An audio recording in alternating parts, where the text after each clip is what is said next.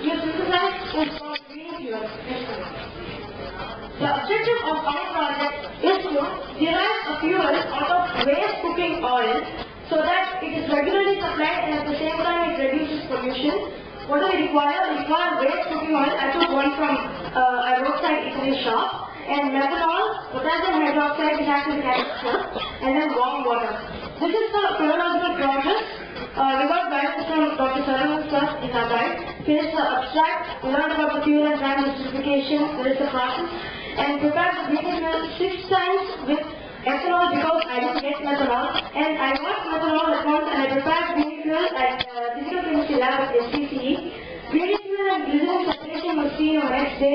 Washing and drying were done again on the Physical Chemistry Lab at SCCE, and then finally fuel testing was done and engine testing laboratory at SCCE. Now the brief details of the experiment is this.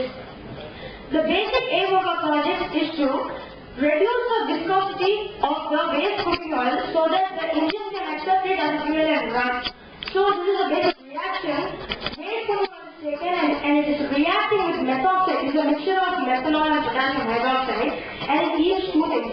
One is fatty acid methyl ester, that's the technical name for GREENIE FUEL, and glycerin that comes down as a byproduct. We now see a very small video on how I prepared this.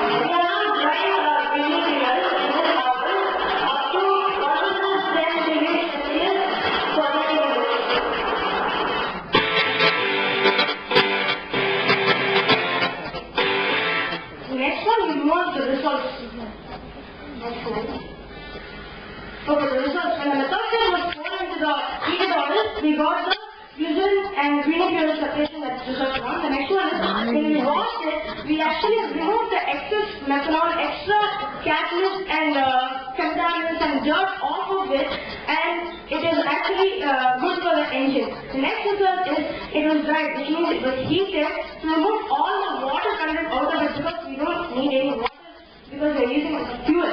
At the end of the process, we actually achieved the aim, which is we reduce the viscosity of the waste cooking oil, and that is one of the results. And an IC engine was made to run on GREENIE FUEL fuel and it ran.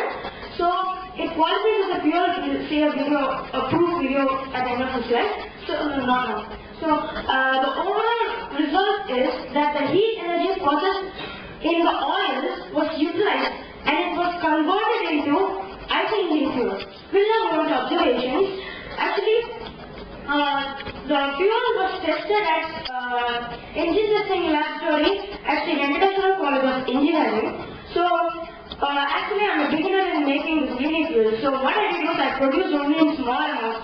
Altogether they added up to only 500 to 550 milliliters, but the IC engine required a minimum amount of 1 liter to start. So this is a so-called quality of GREENIE fuel that is called blending. You can mix your GREENIE fuel with whatever fuel you already have in any amount and fuel your vehicle and run on it. That is a very good quality.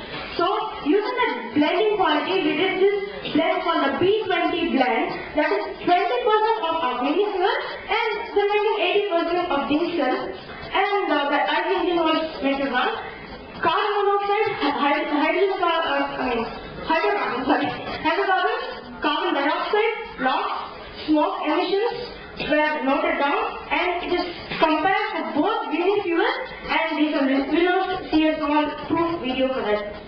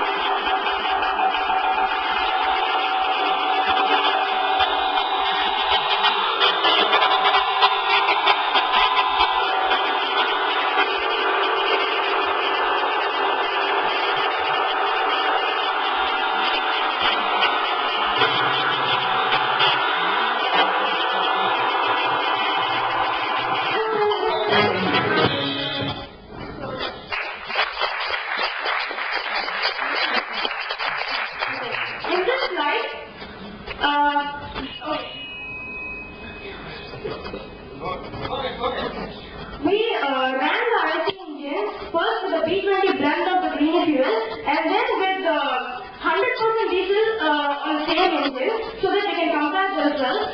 So first things first, hydrocarbon emissions for GREENIE fuel was lesser than that of diesel, and carbon monoxide was also pretty less for GREENIE fuel than diesel. Carbon dioxide, it was way lesser for GREENIE fuel than the diesel, and this is very nice because it doesn't contribute much to global warming, and smoke emissions were also lesser than that of diesel. And here comes the NOx, nitrogen oxide emissions. It's higher for GREENIE fuel, but there's a solution. That is urea emission systems, or FC, or selective catalytic reduction systems. Actually, you have to install them, and then urea will be added as a reagent. It turns itself into ammonia. What it does to the NOx is, it splits up the NOx into elemental nitrogen and water vapor, and those both are not going to harm our environment much. So we'll move on to the conclusions. The basic conclusion I want to arrive at is this: the waste cooking oil is utilized and it is converted into an alternative fuel. So the advantages related to the engine of your vehicle are these three. You don't need to modify your engine because you're switching to GREENIE fuel, because it can run in the existing system itself. So if you touch the GREENIE fuel and see, it will be very slippery. Means it is having a lubricating property. So what it does is, inside the engine system there will be moving parts. So it goes through and it automatically lubricates all the moving parts. So it will lengthen the lifetime of your engines. Then it acts as a solvent. So it cleans your fuel system greening your engine system. So as a result, what happens is we can reduce the petroleum consumption and reduce the important dependency on petroleum from other countries if we start using green as well. So this is the basic core of the whole project: sustainable energy and environment, which means the energy is sustainable and therefore the environment will also be sustainable. I